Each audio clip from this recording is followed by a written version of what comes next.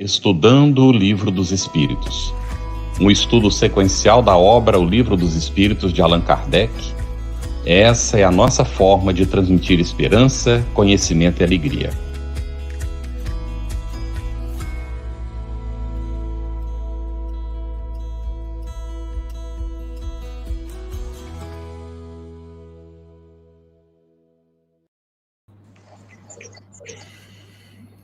Nossa saudação fraterna, estamos iniciando o nosso Estudando o Livro dos Espíritos.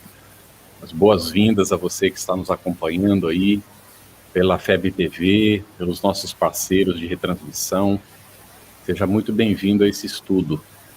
Estamos com a Cris hoje conosco, sempre dividindo aqui a responsabilidade da tarefa, e contamos com as nossas intérpretes para Libras, Verônica Lima, do Rio de Janeiro, que é coordenadora de estudos da doutrina espírita pela Conceb, para grupos de surdos e ouvintes bilíngues, língua portuguesa, escrita e Libras, não? E também a Andréa Beatriz, que é intérprete de Libras da Comunhão Espírita de Brasília, integrante do grupo de estudo e equipe de intérpretes da Conceb. É um prazer sempre renovado estarmos juntos aqui para estudarmos o Livro dos Espíritos. E eu gostaria de apresentar o nosso convidado de hoje, que é Flávio Sgarbi. Flávio está fazendo a audição do nosso convidado. O Flávio está em um ambiente onde ele tem uma porta espelhada de um armário como pano de fundo. Flávio é um senhor, um homem de meia idade, pele clara, né? Não usa óculos, mas está trajando uma camisa social azul marinho, enfim, de um tom azulado. O Flávio, ele é o nosso colaborador. Eu acabo de perder aqui a descrição dele, né? Mas ele vai estar conosco hoje, fazendo toda a mediação, né, das perguntas elencadas para o dia de hoje, para o nosso estudo do dia de hoje. E daqui a pouquinho, ao longo do programa, a gente vai dar o crédito do Flávio, como ele atua no movimento espírita. Eu tenho aqui, Cris, o Flávio Sgarbi é coordenador e facilitador de grupos de estudo, do estudo sistematizado da doutrina espírita, do Evangelho e da obra de Joana de Anjos em diversas instituições, inclusive a Federação Espírita de Rondônia, paulista, mas vive ali em Rondônia já há 30 anos, né, Flávio? E é também palestrante espírita. Temos também conosco hoje a nossa querida Thelma Machado. Ela é membro da Academia de Letras Espíritas do Estado de Sergipe, a LESE, é delegada em Sergipe da Associação Brasileira dos Magistrados Espíritas, a BRAME, e é facilitadora de estudos e palestrante espírita também. A Thelma é uma moça de idade, né, de meia idade, né? Cabelos escuros, óculos com armação assim para marrom para escura, sorridente, pele clara, está usando uma blusa azul clarinha hoje, muito bonita, e está num ambiente onde aparece metade de um pedaço de uma parede com aquela de vidro, assim, com aqueles quadrados de vidro, e ao fundo quadros na parede, sofás, uma mesa compondo.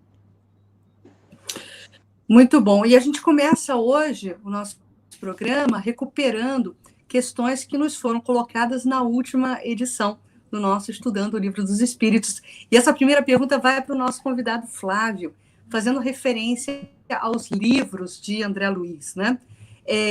A pessoa pergunta, Flávio, se os mentores espirituais que aparecem na literatura de André Luiz, se eles são espíritos puros. Vocês. A pergunta aqui são perfeitos, né? Perfeição Isso. Absoluta a gente só vai encontrar em Deus.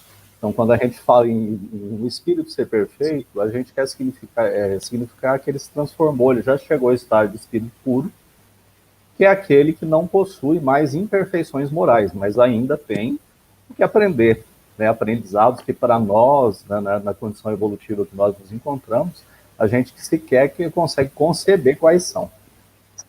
E se tratando de espírito puro, o único que a gente tem notícia que esteve entre nós foi Jesus.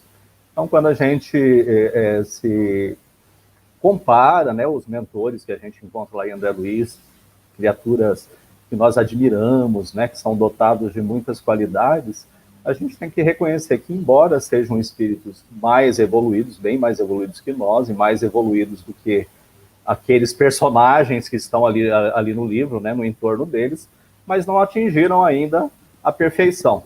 Eu acredito que essas questões vão ser melhor compreendidas na semana que vem, quando a gente for ver os espíritos de segunda e de primeira ordem.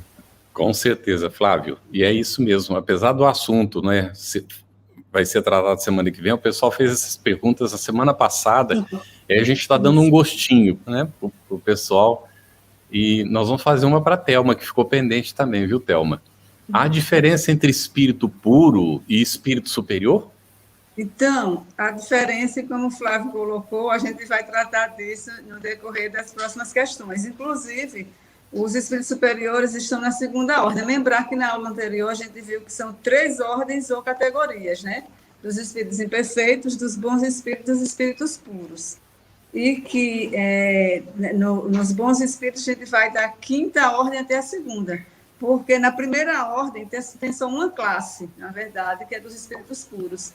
Como o Flávio colocou muito bem, os espíritos puros são os mais evoluídos, na verdade. A gente vai ver isso a miúde no decorrer das questões. Como o Carlos disse, né? Sem dar spoiler, né, Carlos? Só um gostinho hoje. Então, e já que a gente vai tratar hoje, né, como a Thelma também já recuperou aí na nossa memória em relação às ordens, né, que Kardec expõe na escala espírita, nós vamos trabalhar hoje os espíritos imperfeitos, que são por ele classificados como sendo espíritos da 3ª ordem. O foco da nossa atenção vai se deitar sobre as perguntas 101 a 106 do Livro dos Espíritos. E a gente começa perguntando, então, para o Flávio, quais são as características, Flávio, gerais dos espíritos imperfeitos? Então, nós estamos falando aí da pergunta 101 do Livro dos Espíritos, né? Daí, lembrando, como a Thelma já nos colocou e a Cris, nós estamos aqui falando que os espíritos imperfeitos eles estão classificados em 5 classes, né? Os impuros, os levianos, pseudo-sábios, neutros, batedores ou perturbadores. E daí, então, nós vamos falar sobre as características que englobam geral essas 5 classes e depois falar sobre cada uma individualmente, né? O Allan Kardec, inspirado pelos espíritos, né, ele vai dizer assim, que esses espíritos imperfeitos, em geral na 3ª ordem, as características principais deles, primeiro, né, uma predominância da matéria sobre o espírito, então, quer dizer, eles têm para eles as questões da vida material, das ilusões terrenas, têm primazia em relação às buscas espirituais, né? A questão da iluminação, a pouca preocupação em relação às coisas espirituais, né? Quanto à questão de Deus, todos nós já vimos nas perguntas anteriores que todos nós temos a intuição da existência de Deus, né? Desde a nossa criação, porque afinal Deus é a nossa origem. Os espíritos imperfeitos possuem essa intuição, não conseguem compreender muito bem Deus, até porque, como são muito cheios de orgulho e egoísmo, isso então afeta muito o discernimento, né? Tem uma relação aqui, a gente pode dizer que temos uma relação um pouco conflituosa em relação ao entendimento de Deus, né? A propensão, Kardec também cita uma propensão, uma vocação, uma tendência para praticar o mal, mas nem todos esses espíritos praticam o mal e gostam de praticar o mal, né? Se comprazem na prática do mal. Alguns são apenas levianos, quer dizer, são espíritos que não são sérios, imprudentes, inconsequentes, agem pela astúcia, pela esperteza, né? E outros não fazem nem o bem nem o mal. Mas daí então diz Kardec, pelo simples fato de não fazerem o mal, já se revelam ser espíritos inferiores, né? Em outro ponto do Livro dos Espíritos, os Espíritos vão dizer assim, que aquele que não faz o bem já pratica o mal. Né? Então, o que mais nós temos a respeito das características? A ignorância, que nós podemos entender essa ignorância como uma ausência ou pouco desenvolvimento, tanto intelectual como moral desses espíritos. Aqueles espíritos primitivos que iniciaram sua jornada evolutiva e galga aí essa escala do progresso, estão nesse patamar da ignorância. Né? Muitos desses espíritos, eles possuem inteligência, são muito inteligentes, inclusive, né? Porque a aquisição da inteligência nem sempre, aliás, raramente acompanha a evolução moral, e por isso, então, a inteligência deles é voltada sempre para a maldade, para a astúcia, questões não voltadas às questões espirituais. Mas seja qual for o nível de inteligência desses espíritos, as ideias que eles possuem são pouco elevadas, né? E os sentimentos são sempre inferiores. Quando se manifestam nas comunicações mediúnicas, eles vão apresentar conhecimentos limitados a respeito do mundo espiritual, e conhecimentos esses, inclusive, que estão manchados, eivados ali pelos seus próprios preconceitos, pelas suas ideias preconcebidas. Né? Então, são aqueles espíritos, por exemplo, que por não entender exatamente como é que funciona o mundo espiritual, podem dizer, por exemplo, que não existe reencarnação, ou que não conhecem a reencarnação, né, ou que não aceitam a reencarnação, porque estão ainda cheios dos próprios preconceitos que tinham enquanto encarnados, ou não desejam simplesmente também falar a verdade, não têm o desejo de dizer a verdade. Né? Possuem ciúme e inveja da felicidade dos bons, e a contemplação de alguém que esteja feliz lhes causa mal-estar. Questão interessante essa. E também, uma última característica que nós gostaríamos de citar, né, que está aí na pergunta 101, é que eles sempre conservam a lembrança da vida corporal que tiveram. Levam para o mundo espiritual tanto as saudades, né, os desejos, dos hábitos, dos vícios que conservavam enquanto estavam vivos, assim como também as raivas, os rancores não resolvidos e também as grandes culpas dos males que fizeram para as outras pessoas. E por isso padecem no mundo espiritual as consequências, tanto da ausência do perdão, quanto do rancor que carregam consigo. Né? E como assim sofrem durante muito tempo no mundo espiritual, eles podem chegar a acreditar que sofrem para sempre. Né? Então tem aquela ideia das penas eternas, e também aquela ideia de que estão sendo punidos pela divindade. Né? Por que essa ideia de punição? Porque, como dissemos, eles não têm uma noção muito exata de como funcionam as leis divinas, como funcionam as questões espirituais.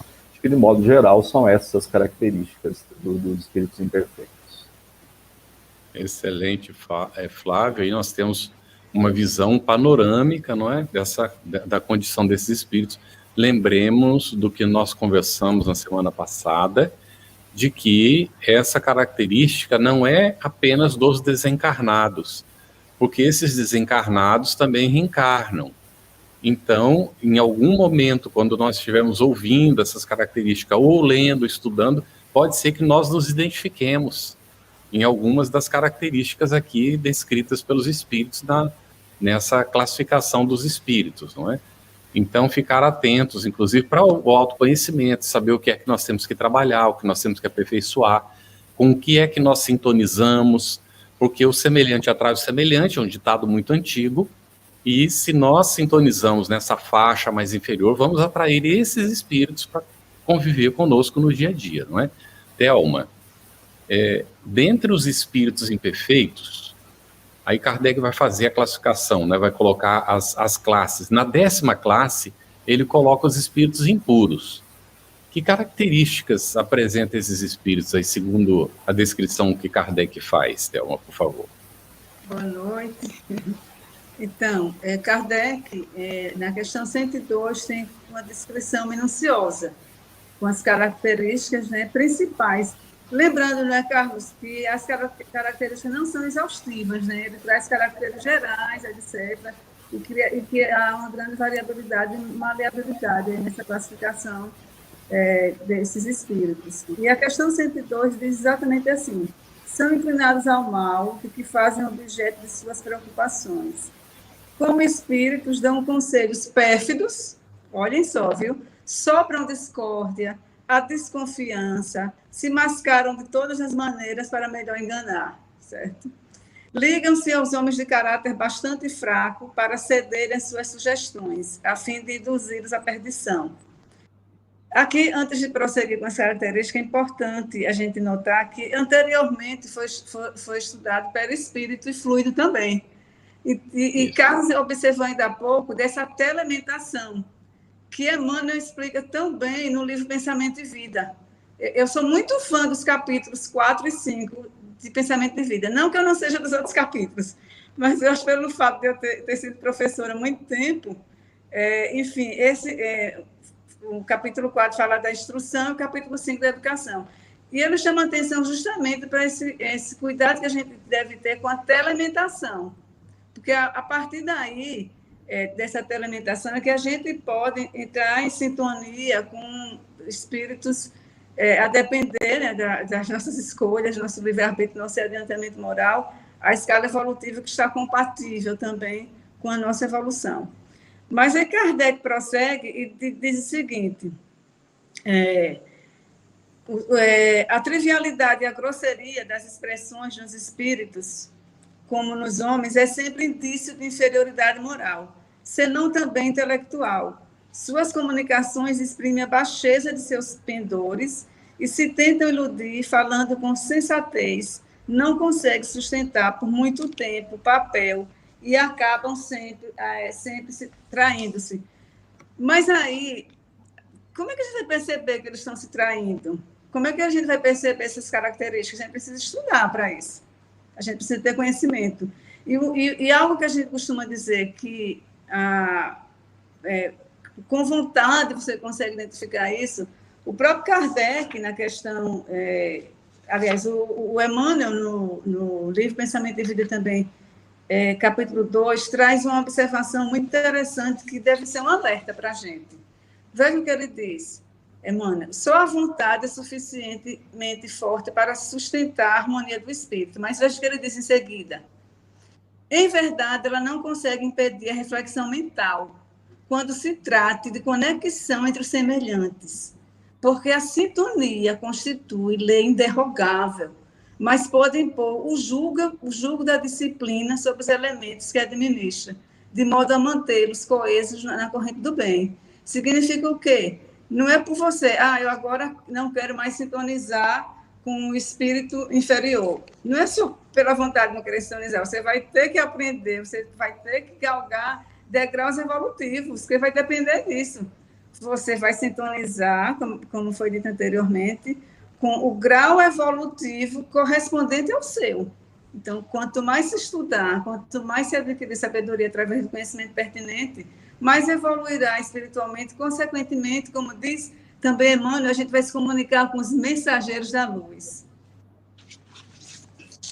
Isso mesmo. Thelma, tem uma questão aqui que eu quero aproveitar, já que você está abordando as características dos espíritos levianos. Tem uma questão aqui que foi nos feita por Arthur Teles. Ele pergunta o seguinte: podemos compreender como leviandade dos espíritos imperfeitos, né? Que somos o fato de compreendermos as nossas próprias imperfeições, que ainda nos caracterizam, mas em muitos casos não aceitá-las? Na verdade, espíritos levianos vai ser a outra classe, né? A 9ª classe. Eles não são a mesma coisa dos espíritos impuros, que a gente está vendo a 10ª classe. Então, há uma diferença entre espíritos impuros e espíritos levianos, né? Que vai ser abordado, acho que, inclusive, na próxima questão. Eu posso até colocar, mas eu adiantaria a resposta de Flávio, né, Carlos? Porque vai ser a próxima. Então, passamos a pergunta para o Flávio, Cris, e aí ele já responde junto. E se ele for necessário, a pergunta também comenta depois. Uhum. Sim. Isso. Uhum.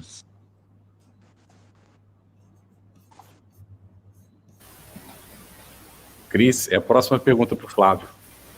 Tá, não, exatamente. Então, nós vamos falar agora dos espíritos da 9ª classe, onde justamente encontramos os espíritos levianos.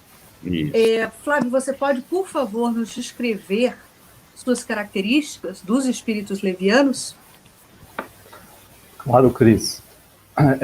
Então, é interessante que a gente entenda que esses espíritos que nós estamos nos referindo aqui, nós devemos entendê-los tanto quanto espíritos desencarnados, quanto espíritos encarnados, né? Porque a gente vai ver, por exemplo, quando a gente está vendo aí as explicações, fala, nossa, mas a gente identifica várias características, né? Inclusive em nós, né?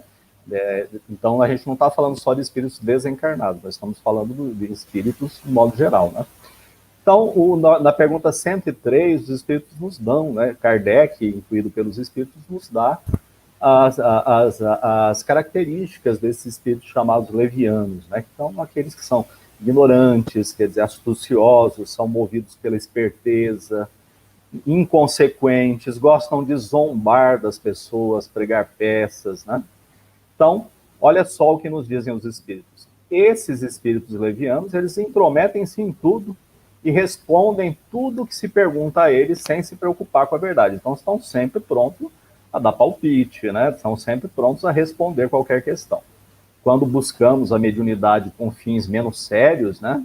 Provavelmente, quando a gente faz as nossas perguntas, que também não são sérias, quem vai nos responder essas perguntas são espíritos dessa natureza, levianos.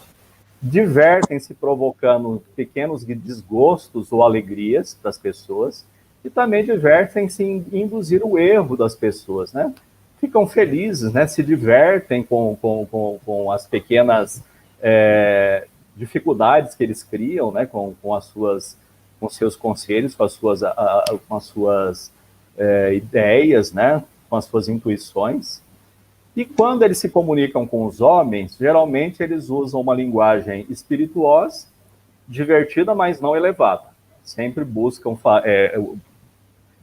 quando vão criticar a pessoa, eles fazem críticas mordazes, né, fortes, sempre ressaltando o lado ridículo da personalidade, né, fazendo sempre críticas ferinas, irônicas, e se usam aí, muitas vezes podem usar até nomes de espíritos superiores, mas fazem isso mais por brincadeira do que por maldade. Kardec vai nos dizer assim, que a esta classe de espíritos pertencem também aqueles que são conhecidos como duendes, trasgos, gnomos e diabretes, né?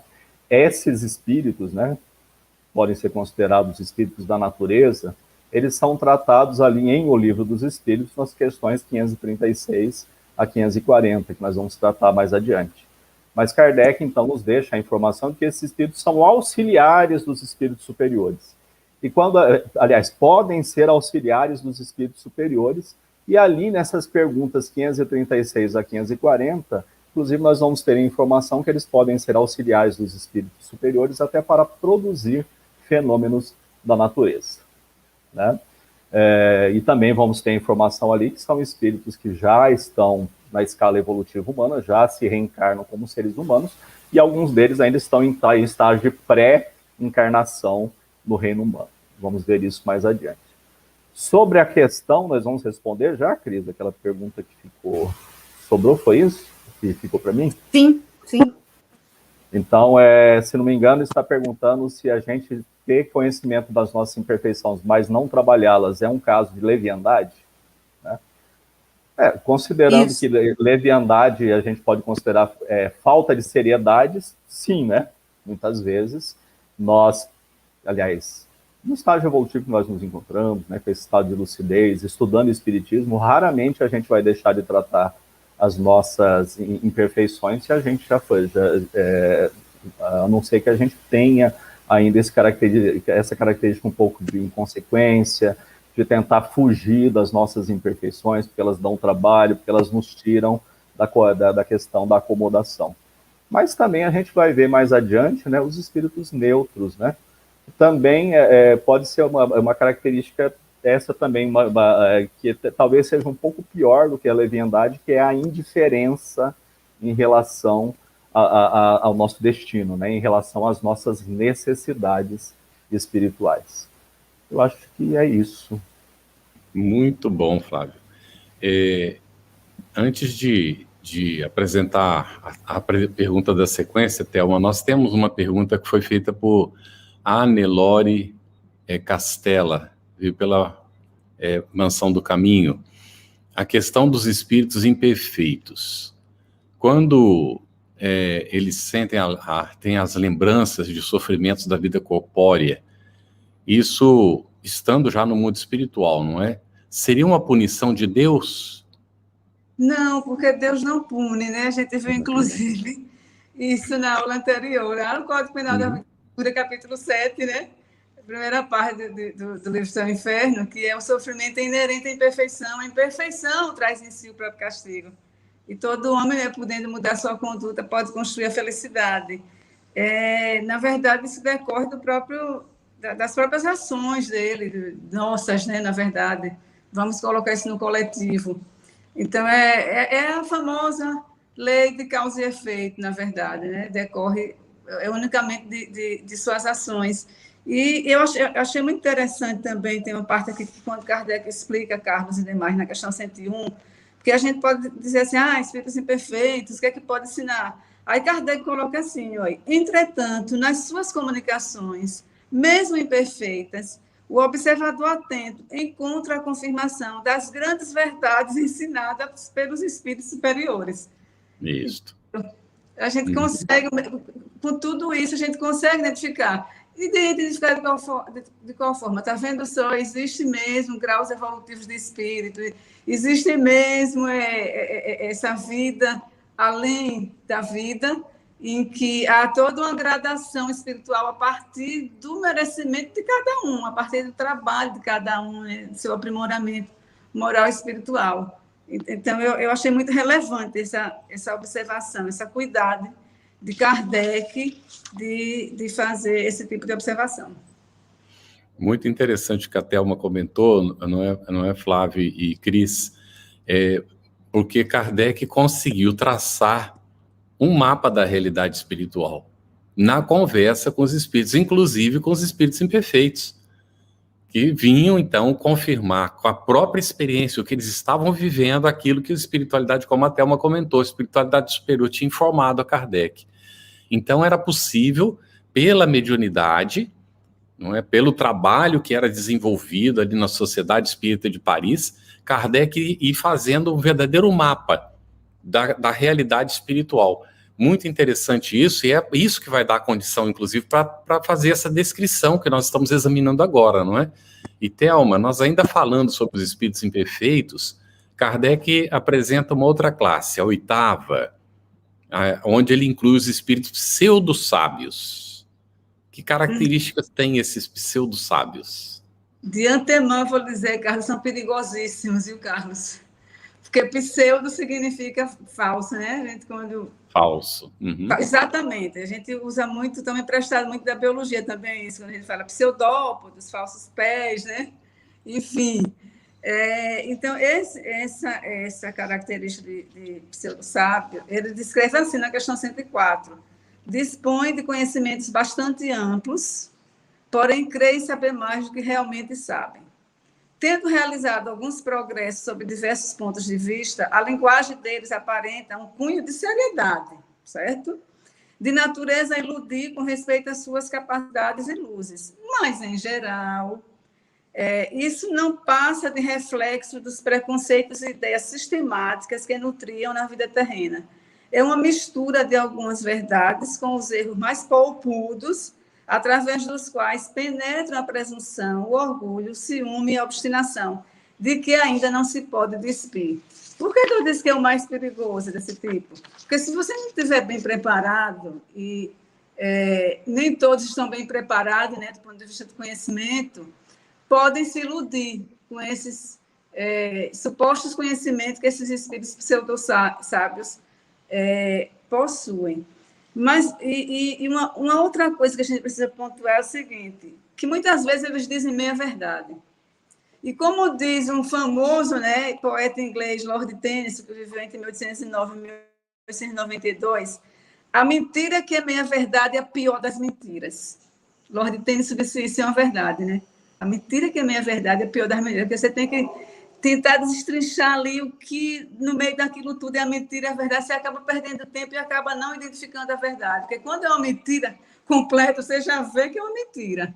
Então, esses pseudo-sábios, eles têm essa, infelizmente, essa habilidade, né, de iludir, de enganar, porque eles aparentam ter grande conhecimento, eles têm uma retórica, né?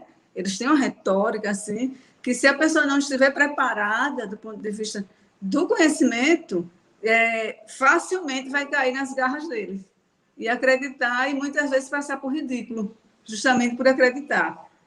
Daí porque isso faz lembrar aqueles tipos de quando a gente estuda a mediunidade, Carlos, que a fascinação, né? Faz nos lembrar a fascinação, isso. Então, é preciso que se tenha muito cuidado com os pseudo-sábios para que não se caia na lábia deles e para que se possa separar o joio do trigo, como diz também o Evangelho, né? Sempre a gente voltando ao Evangelho, porque essas características deles levam bastante ao engano, à ilusão, e pode retardar, inclusive, a estrada evolutiva daqueles que dão atenção a eles. Thelma, é muito interessante você comentar isso. Dentro da seara da comunicação, a gente está verificando isso na atualidade, né? Essa questão das fake news podem ser muito bem alinhadas, né, a essas características dos espíritos pseudo-sábios, que estão ali justamente para provocar confusão, falsear com a verdade, né? Então, a gente está vivenciando na Terra, atualmente, exatamente esse fenômeno dos efeitos deletérios de uma postura pseudo-sábia, né, em todos esses fenômenos das redes sociais, das fake news, né, que seriam talvez aí um resultado desse comportamento espiritual pseudo-sábio, né? Então, eu só quis criar esse gancho para a gente ter aí uma amostragem pela nossa realidade vivenciada de como é ruim tudo isso, né? Ou também leviano, né, Cris? Ou também leviano, quer dizer, na verdade, a gente está trazendo o exemplo das duas categorias abordadas até agora, né, meus amigos? Mas temos aqui, olha, eu estou tentando pescar aqui no nosso chat perguntas que estão ali acompanhando o que está sendo dito aqui pelos nossos expositores. E tem uma pergunta muito interessante colocada aqui, foi colocada no nosso chat às 8h14. Compreendo que no mundo de regeneração continuaremos como espíritos imperfeitos, né? É o atestado que a pessoa faz.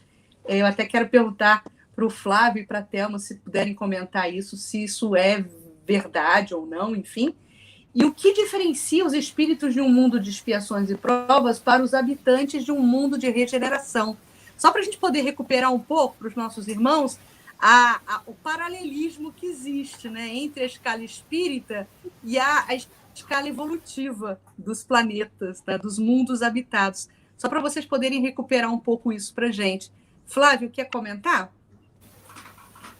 Sim, é interessante entender que quando os espíritos fazem essa classificação dos mundos, né, mundos de provas e expiações, mundo de regeneração, eles se referem a maior parcela dos espíritos que se encontram ali, tanto no mundo físico quanto no mundo espiritual. Né? Eu costumo dizer assim, o espírito em regeneração é aquele que compreendeu o seu erro e quer se reabilitar.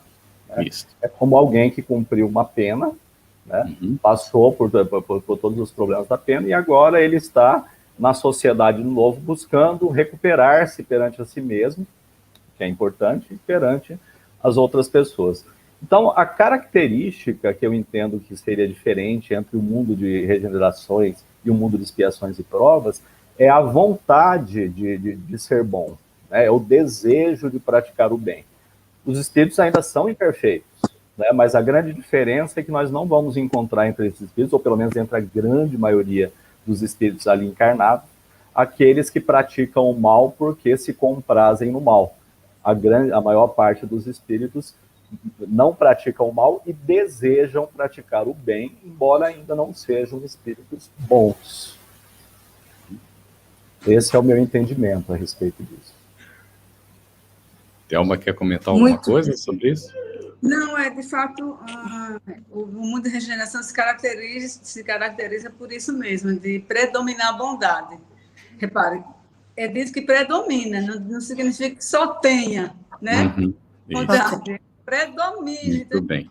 Você vai lidar nesse mundo com imperfeição também, obviamente, com esses espíritos aí que estão na escala evolutiva, que vão aprender com aqueles em maior quantidade, bondosos, etc. E isso também, Cris, antes de você seguir, é um gostinho só, porque nós vamos estudar isso, né? Mais para frente nós vamos tratar do assunto. Muito bem. Uhum. Exatamente. Mas como falamos no nosso último encontro, quer dizer, a questão da evolução dos mundos, ela está intrinsecamente ligada também ao estudo da escala evolutiva, né? Porque é exatamente a propensão dos espíritos que habitam aquele mundo que vão trazer a característica daquele mundo, né? Então, os assuntos aí estão interligados.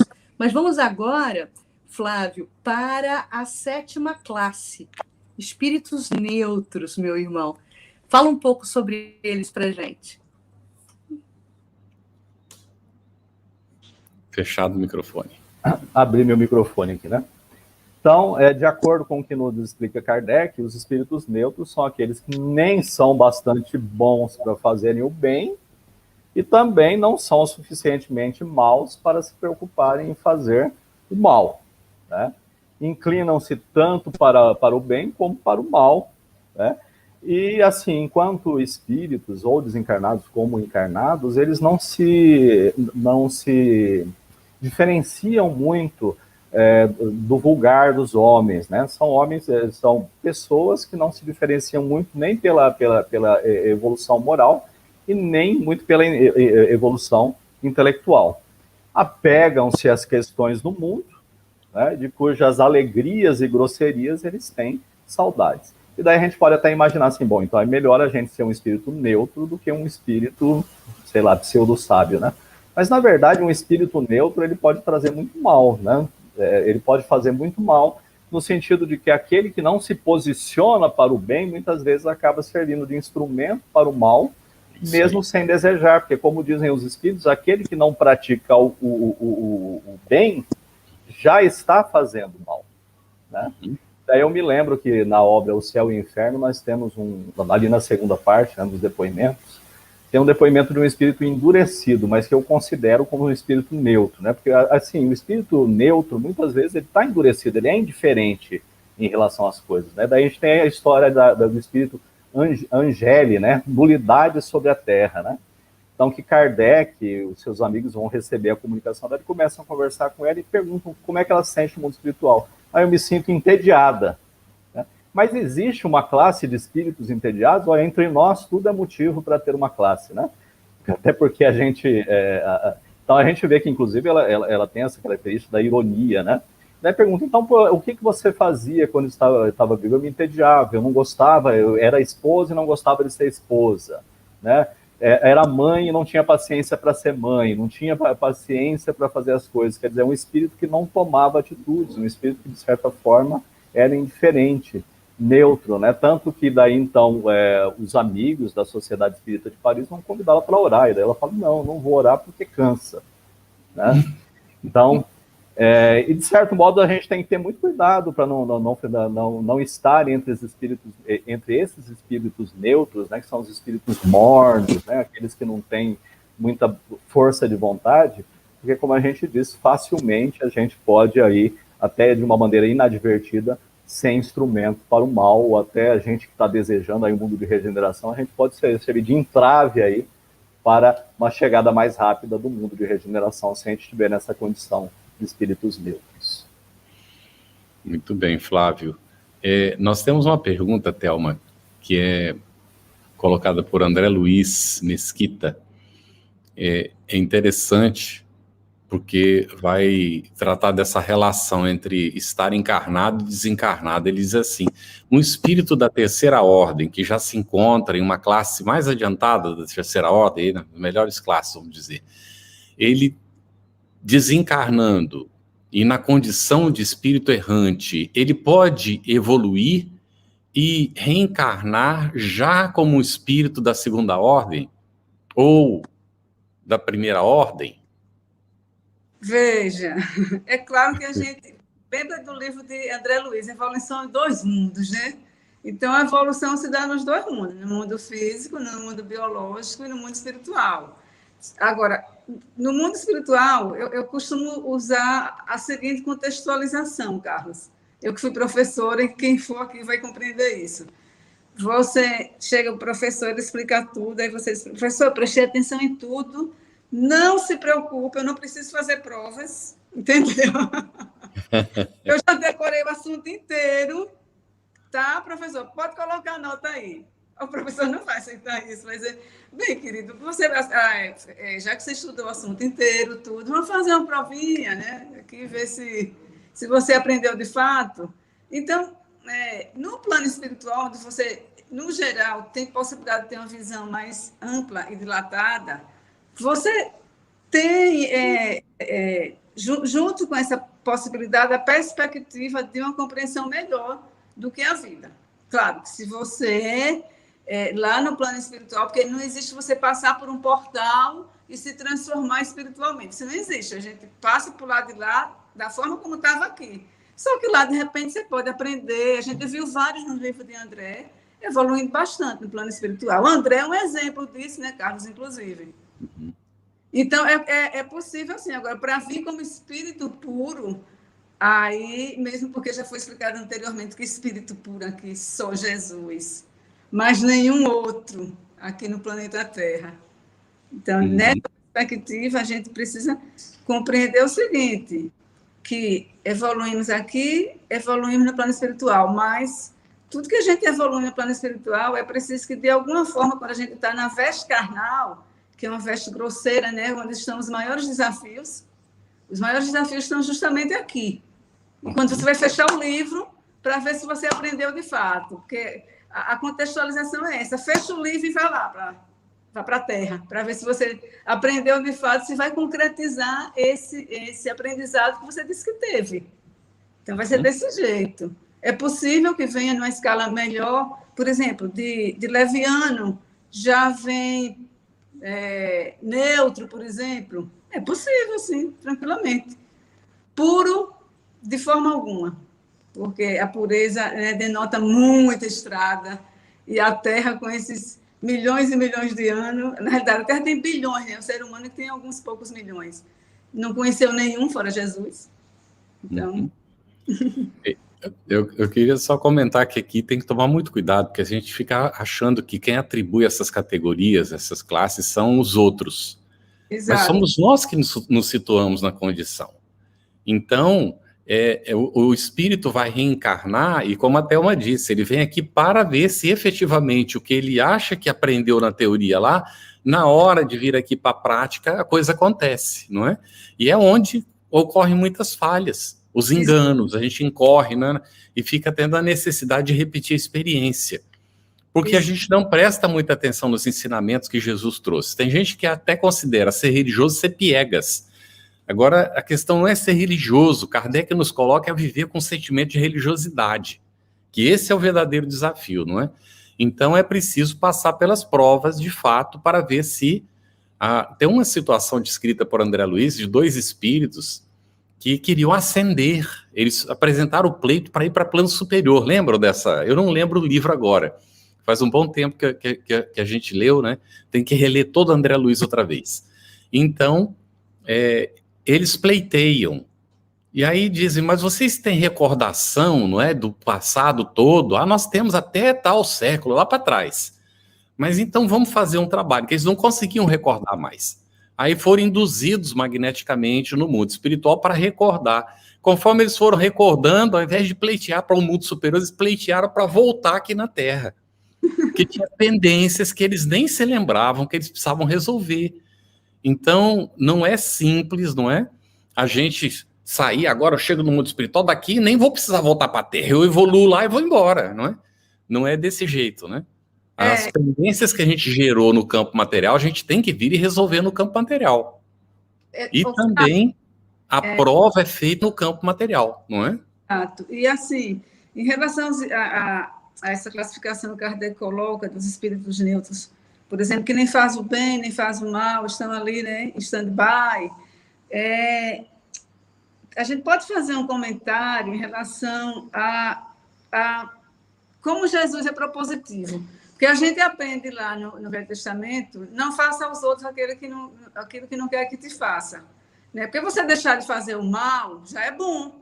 Né? Faz o mal, deixa de fazer o mal. Só que Jesus é propositivo, né? Ele vai e refaz traz um imperativo, um novo imperativo, que é o seguinte: faça. Né? Você já deixou de fazer o mal? Ótimo, agora passe a fazer o bem. Então, faça aos outros aquilo que desejaria que os outros te fizessem. Ele nos convida a sair da omissão. Porque quando você é omisso, você pode até não fazer o mal, mas quando você é omisso, você acaba, de uma certa forma, não vou dizer permitindo, mas... Porque, às vezes, quem quer fazer o mal, mesmo você interferindo, o outro consegue. Mas, de alguma forma, você sai da indiferença e você poderia, de algum modo, influenciar para aquela pessoa que vai fazer o mal, pensasse melhor, entendeu? Para que evitasse. E Jesus vem e diz, olha, sai dessa omissão e passe para a ação, porque tudo nele é propositivo, né? Quando ele diz, Talita come, Talita levante, ele não diz, Talita abre os olhos, Talita se sente, ele diz, Talita levante, né? E quando ele cura a sogra de Pedro, o que é que ela faz? Imediatamente ela vai servir, porque com Jesus tudo é ação, tudo é proposição, é atividade, é sair da omissão, é agir. Cris, antes de ir para a pergunta para a Thelma, faz uma pergunta do público para o Flávio. Nossa. Pois é, eu estava até querendo pensar aqui uma pergunta para o Flávio, até dentro disso que está sendo falado agora, né? Pelos que a gente está comentando, a questão da não ser omisso, o próprio Flávio sublinhou isso, né? Então, eu estou tentando buscar aqui, vou abrir o meu computador aqui.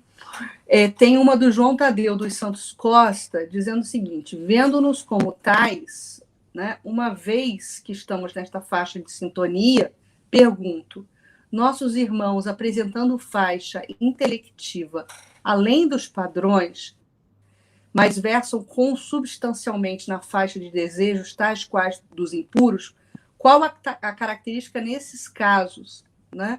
É uma pergunta do João Tadeu dos Santos Costa. Ele pede aí, Flávio, que a gente consiga norteá-lo em relação à classificação desse tipo de imperfeição.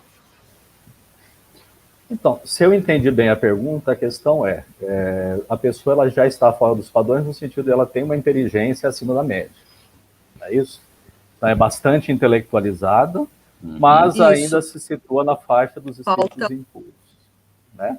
Então, quais as características nesse caso? A gente pode ver as características desse caso, João Tadeu, muito facilmente aqui na Terra, como, por exemplo, descobre-se energia nuclear que poderia ser utilizada para suprir a necessidade energética, né? Para suprir falta de energia que tem em muitos lugares, trazendo iluminação para as residências, né? Conforto, mas se usa essa energia nuclear para fabricar uma bomba que é instrumento de guerra, quer dizer, então você utiliza a inteligência para destruição ao invés de produzir o bem-estar. Então isso é muito comum aqui no nosso planeta, né? Porque a gente percebe que o grande problema do homem encarnado na Terra não é a falta de inteligência, né? Mas assim a falta de moralidade, que faz com que a inteligência seja aplicada com sabedoria, né? Então, esses espíritos que possuem essa inteligência mais acima da média, uma inteligência bastante desenvolvida em relação à moralidade, eles podem estar aí em qualquer uma dessas categorias, dentro dessas classes, dentro dos espíritos imperfeitos, desde aqueles que são impuros e que utilizam a inteligência para praticar o mal, e a gente vai ver isso nos livros de André Luiz, né? Inteligências muito desenvolvidas que na espiritualidade, inclusive nos planos inferiores, utilizam essa inteligência para escravizar, para criar verdadeiras sociedades ali, organizações criminosas no mundo espiritual, as quais as nossas aqui na Terra somente se espelham, porque tudo que existe aqui na Terra é apenas um arremedo daquilo que existe no mundo espiritual, né? Então, talvez, assim, essa seja uma das maiores reflexões para a gente ter hoje em dia em relação do que nós fazemos com a nossa inteligência, que é uma preocupação, inclusive, que os espíritos demonstram ali em O Livro dos Espíritos e também no Evangelho segundo o Espiritismo, né? O bom uso da nossa inteligência, porque realmente inteligência sem moralidade pode produzir muito mal.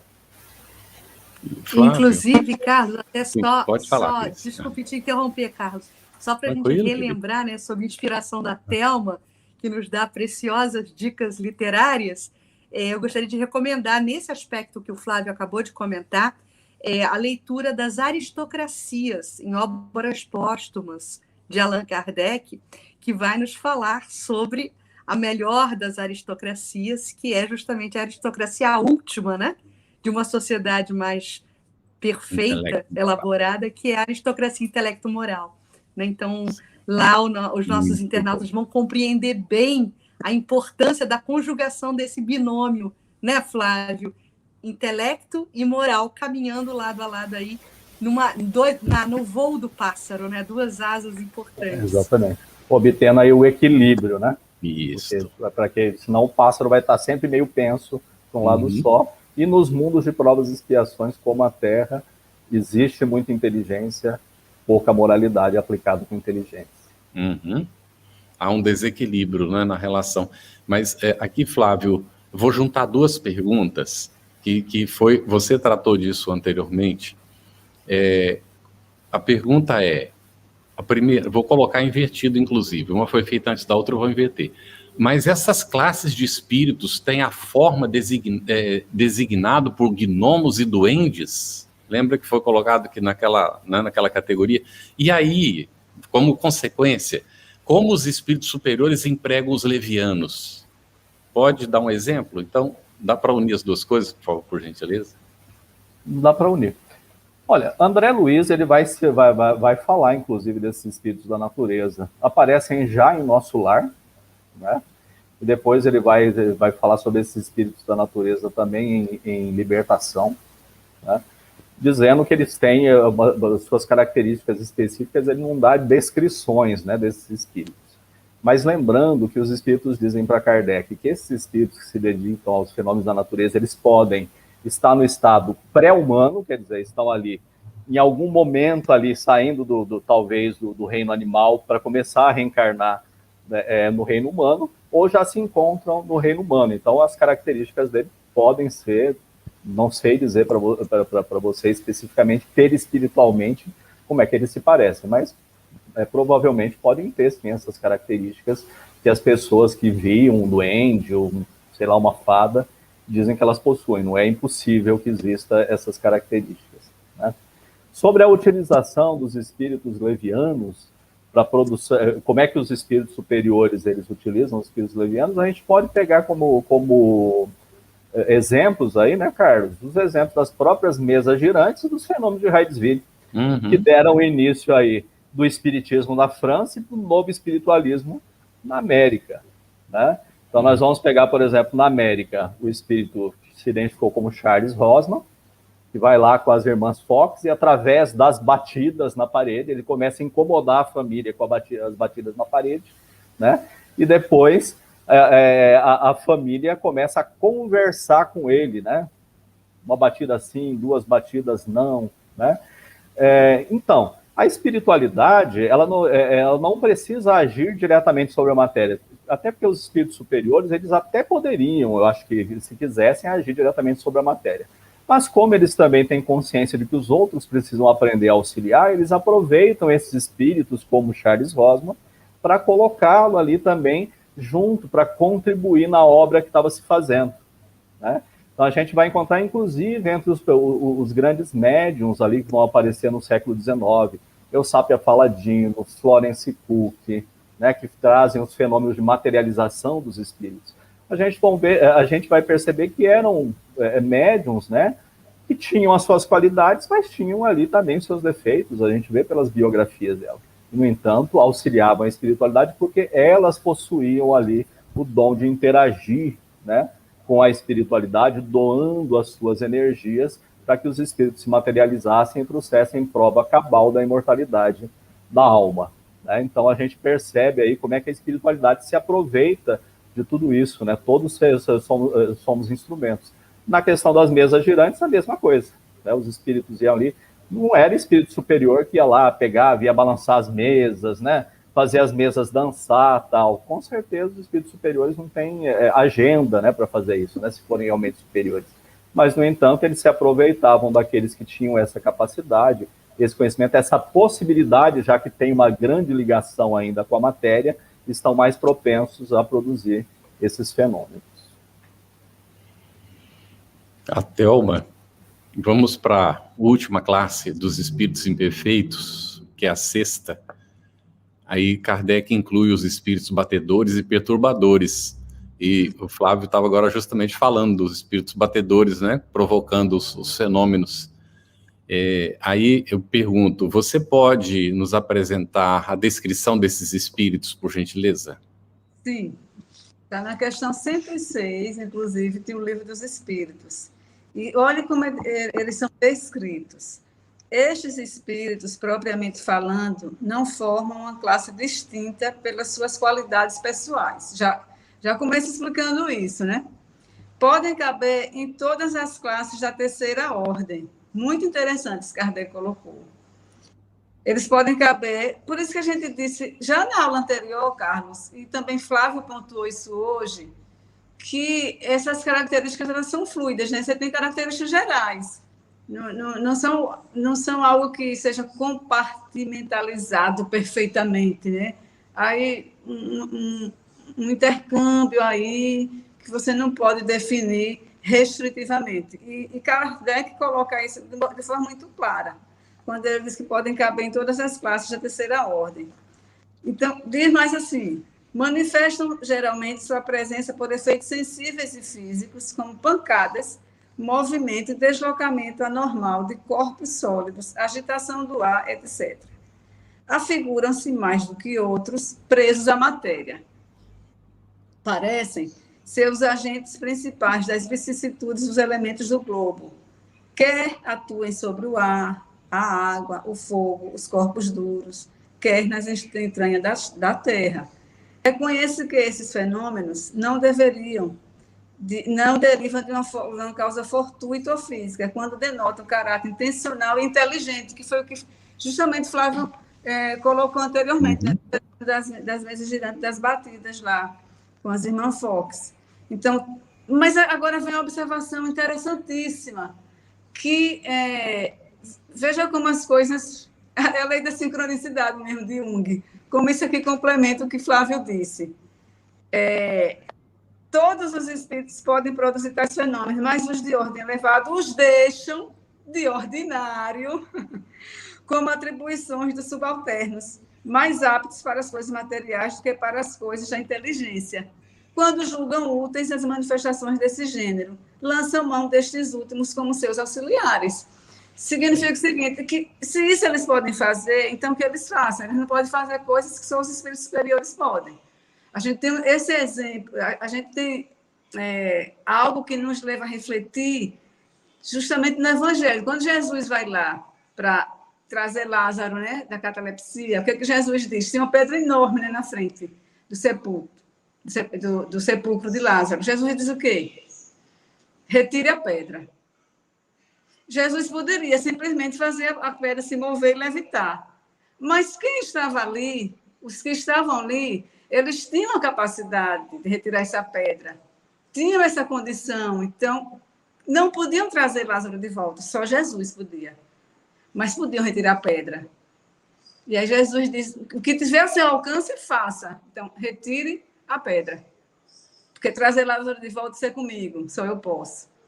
Então, nesse aqui que foi tão bem colocado por Flávio, esses efeitos materiais, por que os espíritos superiores precisariam fazer? Porque tem esses aqui que podem muito bem fazer, eles podem fazer algo muito maior, que esses ainda não têm condições, mas que terão no futuro.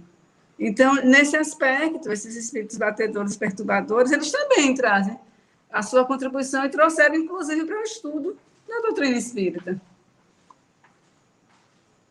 É isso, e é interessante, né? E eu gostaria que o Flávio respondesse. Esses espíritos batedores, os que provocam os efeitos físicos, né? Assim percebidos por nós, eles são espíritos maus, Flávio? Não, como a própria Thelma disse, né, eles podem estar em todas as categorias, né? Podem ser espíritos levianos, provocam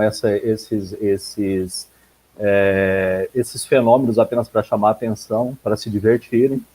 Podem ser espíritos aí sofredores, né? Podem provocar esses fenômenos. Aliás, às vezes até sem perceber, né? Provocam esses fenômenos, né? Podem querer assustar. A gente vê casos, por exemplo, nas casas assombradas, né? Um espírito pode estar tão ligado à questão material que quando ele desencarna, ele pode até não perceber que ele desencarnou, ou pode achar que ele continua dono de um determinado local, né? Então ele utiliza os fenômenos ali que ele produz, né? Fenômenos físicos, barulhos, tal, para assustar as pessoas e afastá-las ali. Não necessariamente o espírito vai fazer isso com maus propósitos, né? A gente vê o caso aí que a gente já falou, inclusive, da questão do Charles Rosman ali, o papel dele nos fenômenos de Hydesville, lá nos Estados Unidos.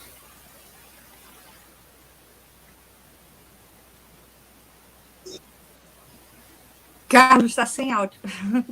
Já foi comentado, Thelma, mas vamos dar uma pincelada para fechar isso.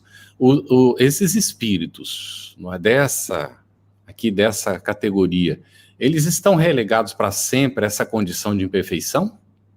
Não, de forma nenhuma, porque o caminho evolutivo da gente é assim, a certeza, né? A lei de progresso é inexorável, né? Outro spoiler, Carlos, no livro 3 do Livro dos Espíritos, né? As leis morais, e tem lá essa que é inexorável. Inclusive, uma dica de livro, Cris, Parnaso de Além Túmulo, Poema Machemos, de Castro Alves, que é uma verdadeira aula de evolução. Como é que termina a última estrofe? Uma excelsa voz ressoa, no universo inteiro ecoa, para a frente caminhai. O amor é a luz que se alcança, tendo fé, tendo esperança, para o infinito marchai. Então, a gente marcha para o infinito ou a caminho da luz. Mas, respondendo especificamente, Carlos, eu fui buscar, inclusive, para dar uma resposta mais detalhada, a gente vai ter no item 145 do Livro dos Médiuns, em relação a esses espíritos batedores. E tem uma advertência aqui muito interessante, para que se compreenda melhor a natureza desses espíritos. Diz bem assim, eu vou ler só um pedacinho. Aí quem quiser se aprofundar, vai lá no item 145 do Livro dos Médiuns, o segundo livro da codificação. Diz o seguinte: resta-nos destruir um erro bastante difundido e que consiste em confundir todos os espíritos que se comunicam através das pancadas com os espíritos batedores. A tipologia é um meio de comunicação como um outro qualquer, e não é indigno dos espíritos elevados, tanto quanto não são a escrita e a palavra. Todos os espíritos, bons ou maus, podem, portanto, dela-se servir como de todas as outras maneiras. O que caracteriza os espíritos superiores é a elevação do pensamento, e não o instrumento de que se servem para transmiti-lo. Sem dúvida, eles preferem os meios mais cômodos e principalmente os mais rápidos. Mas, na falta de lápis e de papel, eles se servirão, sem escrúpulo, da vulgar mesa falante e a prova disso é que se obtém, através desse meio, as coisas mais sublimes. Se dele não nos servimos, não é, portanto, porque o desprezemos, mas unicamente porque, como fenômeno, ele nos ensinou tudo o que podíamos saber e nada pode acrescentar às nossas convicções e que a extensão das comunicações que recebemos exige uma rapidez incompatível com a tipologia. Então, vista essa observação muito importante do Livro dos Médiuns, em relação à pergunta, a gente sabe que não estão relegados, não. Mesmo esses que são imperfeitos, obviamente que o caminho evolutivo, né, como eu disse anteriormente, nessa belíssima obra de Parnaso, acho que fez 89 anos, né, Carlos? Foi de 1932, né, para comemorar. Foi de julho, né, de 1932. Então, todos eles Olha, se existe um determinismo, a genética não é determinista, tá? A epigenética está provando isso, já provou. Só existe um determinismo, o progresso. Esse é o determinismo. Então, todos progredirão. Então, sai da faixa de imperfeição, obviamente. A lei do progresso, ela é inexorável. Eu adoro essa palavra. Eu adoro essa expressão, me dá ânimo. Porque vamos evoluir, queiramos nós ou não, né?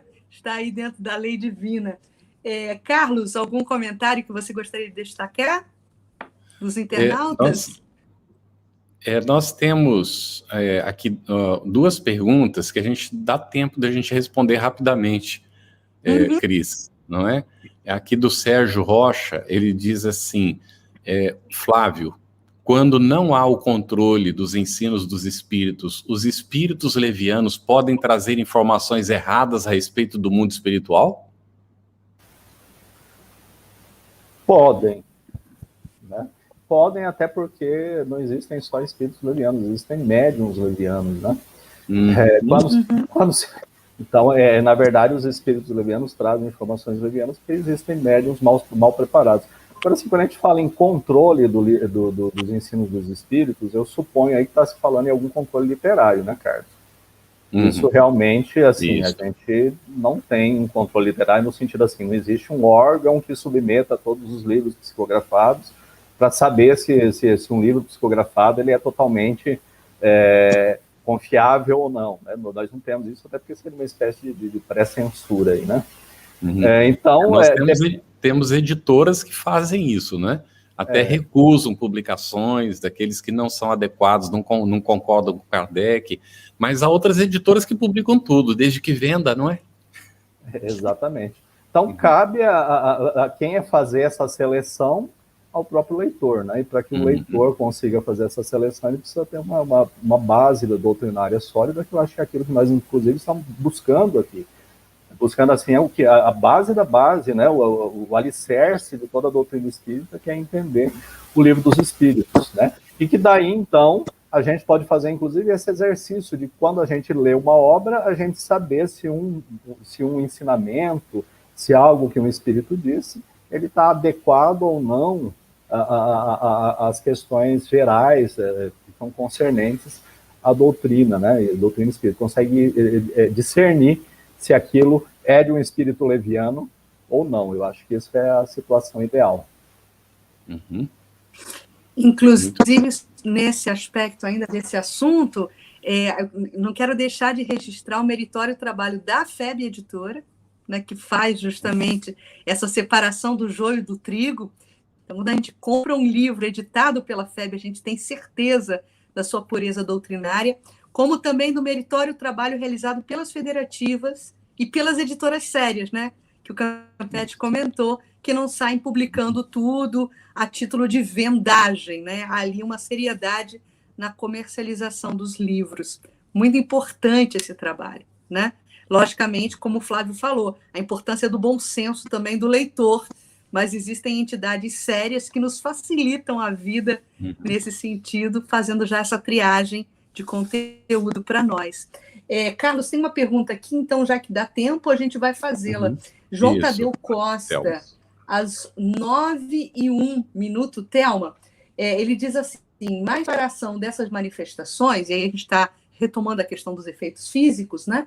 São capazes apenas, esses espíritos que proporcionam esse tipo de fenômeno, apenas pela própria condição de si mesmo, operar esses fenômenos, mesmo sob supervisão de espíritos superiores. Então, eu estou entendendo que o João quer entender qual é a relação que existe nessa combinação, nessa parceria de trabalho entre os espíritos superiores e esses que promovem os fenômenos físicos. Cris, eles são capazes de fazer sozinhos, né? Cris, você acabou dando a resposta. Isso.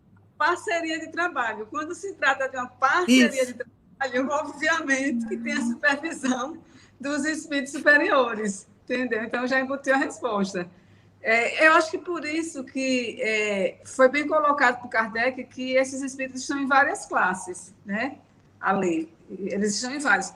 Porque quando eles não estão em parceria com a espiritualidade superior, isso significa que eles não estão fazendo um trabalho que seja assim, relevante do ponto de vista doutrinário, de trazer alguma obra, algum ensinamento, etc.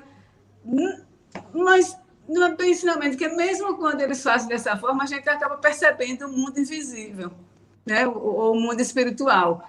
Eu acho que eles nos ensinam mesmo, e aí entra aquela observação que Kardec fez, acho que na questão 101, que eu li ainda há pouco, que mesmo esses espíritos imperfeitos, quando eles agem, eles estão, na verdade, eles estão dando comprovação da existência do mundo espiritual e da própria escala evolutiva. Ou seja, contribuição eles sempre dão. Nem que seja contribuição para a gente perceber que a gente precisa evoluir, né? Que a gente precisa cada vez mais se aprimorar para que saia dessas escalas e galgue assim, degrau, esse caminho da evolução. Uhum. E isso é importante porque vocês pontuaram isso muito, eu acho importante, das duas asas. Né? As duas asas que aqui Emmanuel se refere lá no capítulo 4, do livro Pensamento e Vida, que ele diz que um se chama amor, né, e a outra se chama sabedoria. E quando ele diz sobre o amor, ele diz o seguinte: pelo amor, que acima de tudo é serviço semelhante, a criatura se ilumina e formoseia por dentro. E pela sabedoria, que começa na aquisição de conhecimento, recolhe a influência dos vanguardeiros do progresso. E ele diz que através do amor valorizamos-nos para a vida e através da sabedoria somos pela vida valorizados. Porque ele disse que a bondade que não ama é como aquele poste de aviso, né? Na verdade. Uhum. E a bondade que não ama, na verdade, ela é descendente, mas não ensina o caminho. E a sabedoria somente é um poste de aviso, mas que não tira a sede. Por isso que ele disse que tem que caminhar junto. E aí vocês colocaram as asas iguais. A gente toma da biologia.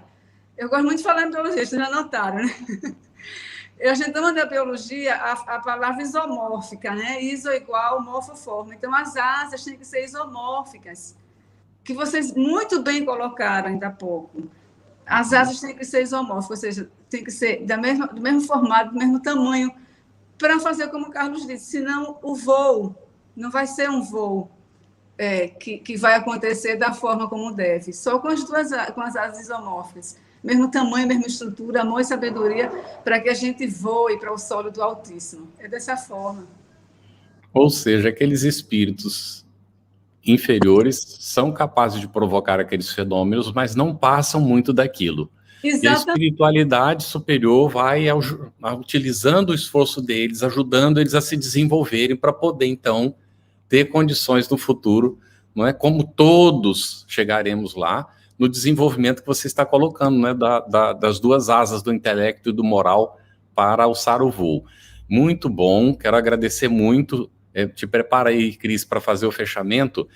Só vou deixar aqui uma perguntinha que vai ficar pendente, porque nós vamos tratar disso no próximo encontro. Foi colocado às 8h12, e era assim: os espíritos de segunda ordem têm que sofrer só provas ou também expiações? Então, nós vamos examinar isso mais à frente, tá bem? Então, vamos fechar, Cris. Vamos sim, fica prometido o spoiler do Carlos Campetti sobre as características dos espíritos da segunda ordem. Os bons espíritos que iremos estudar na semana que vem, nos debruçando sobre as questões 107 a 111 do Livro dos Espíritos. Então, agradecemos muito ao Flávio, à Thelma, as nossas queridas colaboradoras do GESMIL, Verônica, que agora está na tela, e a outra companheira, André. Que a Concebe, desculpe, GESMIL é outro parceiro nosso aqui do Rio de Janeiro. Mas a gente agradece muito a Concebe por essa parceria, né, na tradução. E nós nos despedimos, certos que iremos nos encontrar na próxima semana, se Deus quiser. Um beijo no coração de todo mundo. Muito obrigada. Boa noite, gente. Tudo de bom.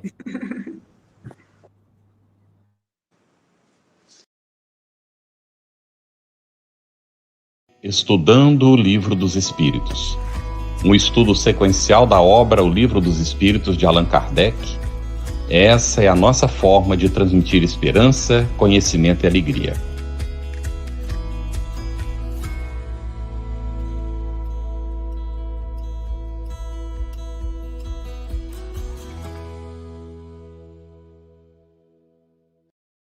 Aproveitando a minha expressão de gratidão, dizer que tu continues a participar, colaborando tanto quanto possível, para que esta proposta de amor e de paz continue a celebrar a vida por mais longos anos, porque a necessidade do mundo é impiedosa, crescente.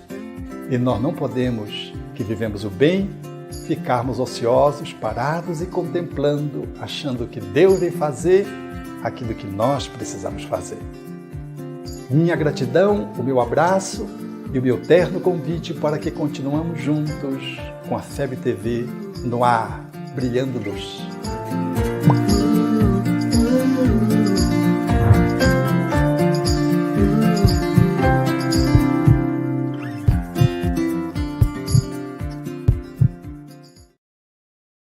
A Federação Espírita Brasileira lança o portal FEB Podcast, com conteúdos em áudio que objetivam esclarecer e consolar corações para uma postura de vida com fé, harmonia e esperança.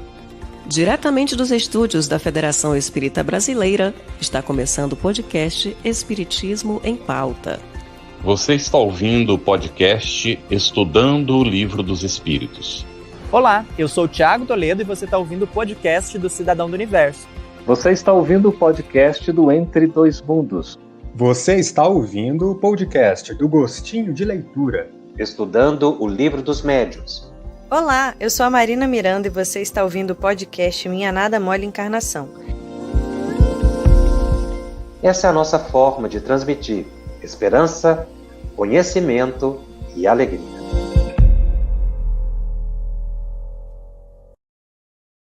Conheça a Federação Espírita Brasileira, que busca mostrar quem ela é. O trabalho realizado por meio desta instituição centenária, trazendo você para dentro da nossa casa. Como surgiu a Federação Espírita Brasileira?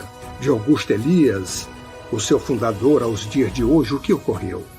Quem foram e quem são os vultos que fizeram e fazem parte desta história?